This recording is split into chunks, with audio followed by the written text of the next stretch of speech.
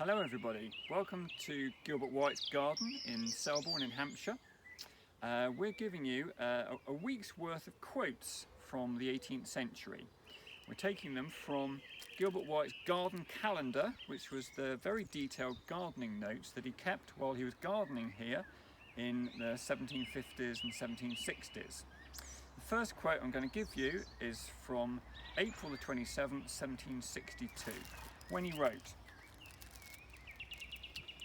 "The fruit trees against the wall push apace. I disbudded them today. The vines also are all alive." Now he was talking about this area here. This is Gilbert White's fruit wall, which he built in 1761.